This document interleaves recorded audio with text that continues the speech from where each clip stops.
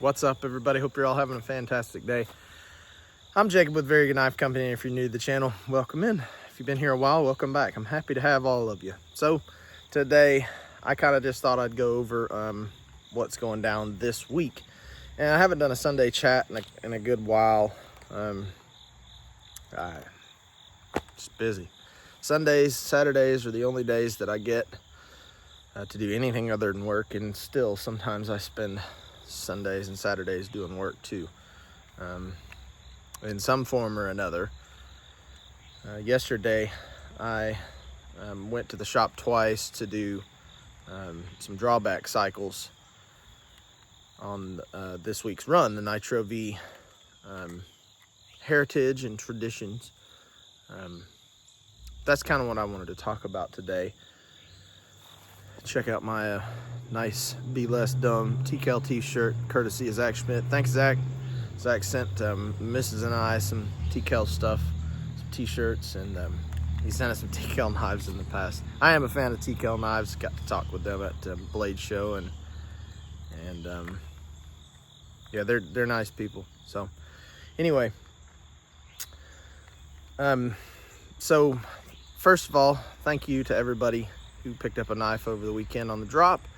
It was somewhat unproductive, but it was okay. We did okay.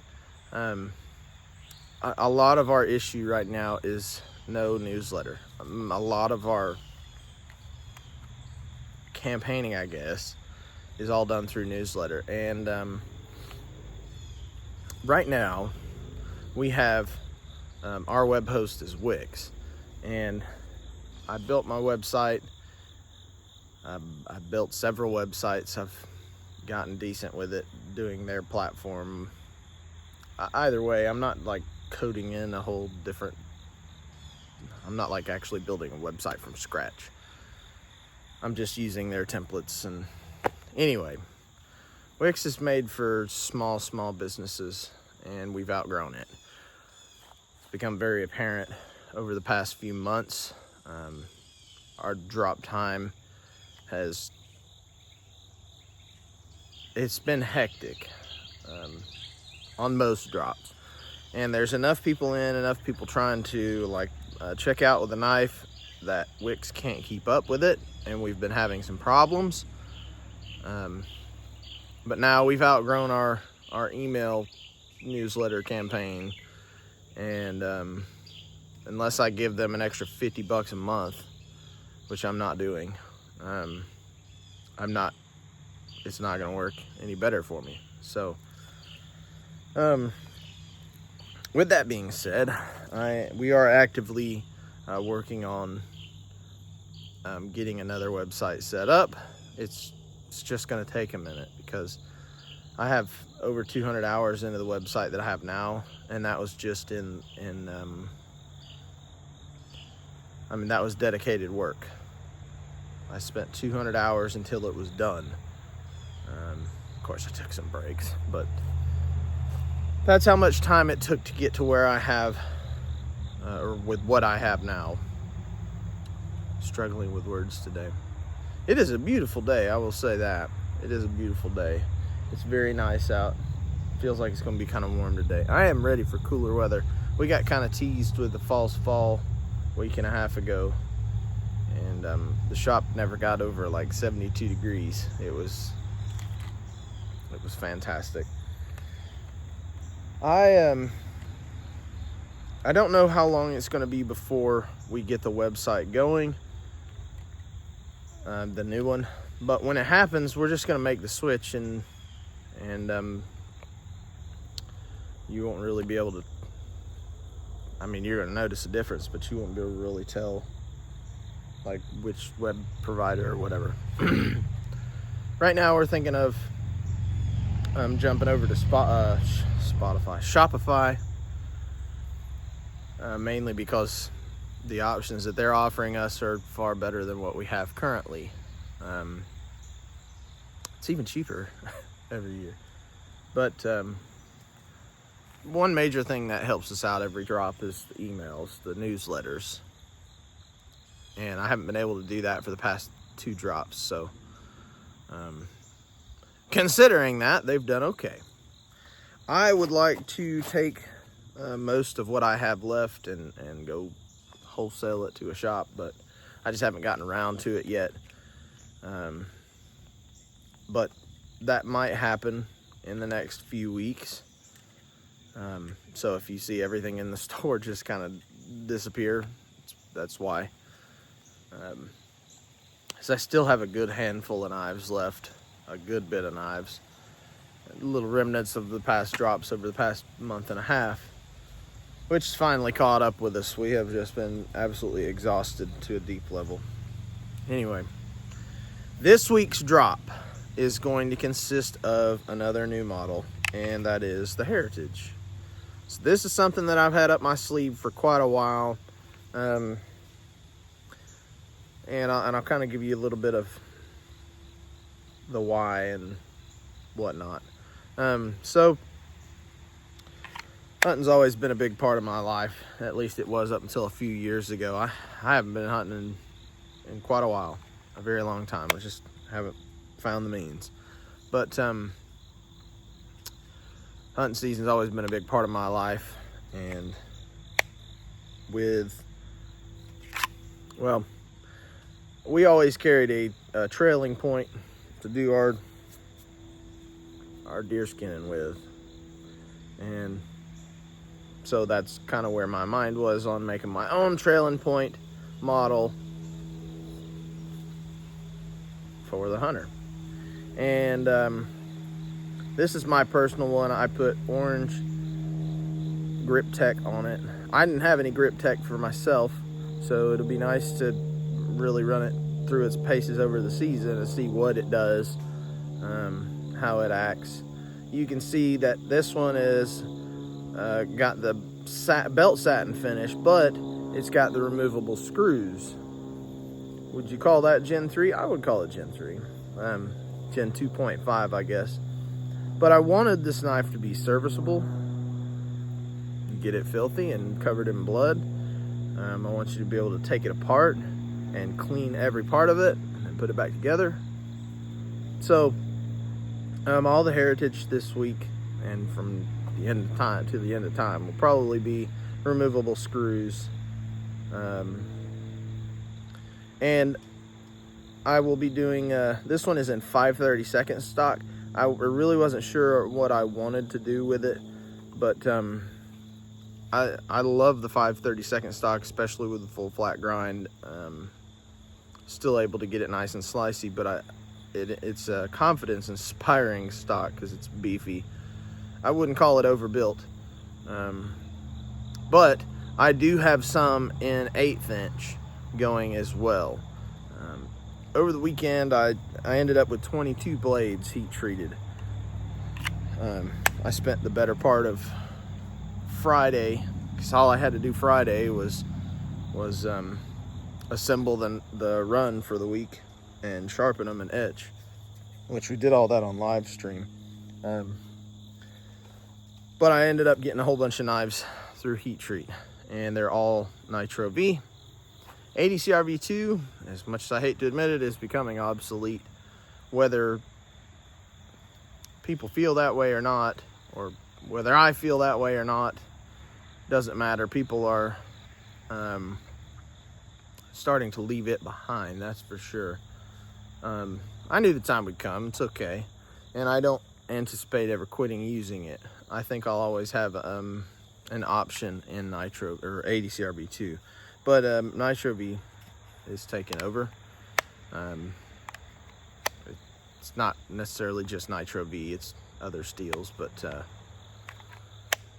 I do have some Heritage in ADCR V2. They're an 1/8 inch ADCR V2, and I only have 3 of them. They haven't been heat treated yet, but ADCR V2 goes really fast with heat treat, so it's just not that big of a deal. Plus, I'm not waiting on something that may not be there, like dry ice, which I need for the cryo treatment of my Nitro V. But I'll have some Heritage and Traditions, full-size Traditions, not Tradition Juniors, which was my other hunting style knife. It has more of a drop point, Nessmuck style blade, rather than the trailing point. These are pretty cool though. This one's they've got swedges to kind of mainly cut down on drag and aesthetic look as well. It's just an aesthetic thing. But as far as skinning goes, that swedge will definitely cut down on drag for anything you're trying to get like in between. If you were quartering out a deer. But I'm wambling. The sheeds are fantastic, and one concern that I had with trailing points, doing trailing points of any kind, because I know how this goes, but the sheeds on trailing points can be tricky because the point of the knife comes back behind the spine.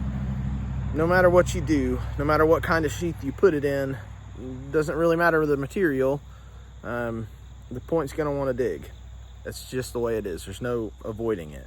And you can mitigate that by nipping off the point. I just didn't want to do that because then it wouldn't be a trailing point. Then it wouldn't be the same. So the sheaths fit fantastic, but in order to get it perfect, you kind of got to tilt it towards the edge and let it go in like this and lock. And you can see if I don't do that, then the tip wants to dig in up here and it'll give it like a false stop, right? But when you put it in just right, it's perfect. I've been at odds with myself on sheaths like that. Well, I haven't been at odds with myself, to be honest. I just won't do them if they're like this. I don't want knives that have special ways to do things. I don't want sheaths that have special ways to do things, because then it deters people from like wanting them or wanting to use them. Anyway, the sheaths on the Heritage fit amazingly. They really do. But if you don't get them just perfect right, then the tip will want to hang up in here. Will I change that? Maybe. I may go through with them, and all it would take was just the tiniest little nip at the end. But then it would kind of look like they came with a broken tip. I don't know. It's up to the user. We'll see if anybody actually likes it. But you can see I kind of put it in towards the edge. I'm not rocking it backwards like this, that's for sure, because then you're just asking for the tip to dig in. So the tip is always going to hit that Kydex. It's digging in right there. Will you cut through the Kydex? I doubt it. I seriously doubt it. It would take a lot of usage for you to get through the Kydex with just the tip. That being said, I don't foresee many people choosing this as an EDC. Maybe you do. That trailing point is definitely wicked. Great defense blade, if you ask me. This thing is the pointiest of pointy between all the other models. But the constant in and out of a sheath that needs a little bit of thought, which I guess if you were EDC in it, then you'd be thinking about it already. Because I have carried this knife a little over the past week and just played with it, and see like where the Grip Tech rubs a little. I was concerned about the Grip Tech doing this coloring, but it kind of rubs a little rubber and smudges it, but then if you rub it and clean it up, it cleans up real easy. So I'm not too concerned about it. I'm really not. But anyhow, I don't know if anybody's gonna EDC one of these, but the sheaths do fit great, even with their little hitch. I nailed the mold the first time. That was exciting. But I will be doing a good bit of them in the orange Grip Tech, just like this, and they will have liners. The reason why they have liners is because the Grip Tech is a resin, and if it gets warm, it likes to warp just a little. You can straighten it out. It's not a big deal. What'll happen is, like at the end of making the knife, there'll be gapping up in like behind the screw, in between the screws, and in front of the screw. And you can kind of heat it up and put it in between plates, kind of press it, it'll close up all the gaps. If it gets warm again, it'll want to do it again. Kind of is what it is. That's just the material. And knowing that, I've got to try and mitigate that a little bit. So adding liners gives it the stiffness it needs. So and I did buy a whole bunch of liners specifically for the Grip Tech, because while at Blade Show I got a bunch of Grip Tech and I got a bunch of liners to go together just for that purpose. But anyhow, I was gonna do on that Grip Tech run, I was gonna do some orange. I started cutting it out and I decided to save it just for this run. I will do Traditions and Heritage both in some orange. I did orange because well, you know, hunter orange, and that way if you set it down whilst you're field dressing a deer in the leaves or in the grass or whatever, the orange is going to be a lot easier to see. Hopefully you won't lose it. But I don't think there's going to be any Gen 3s. I think they're all just going to be well, Cerakoted.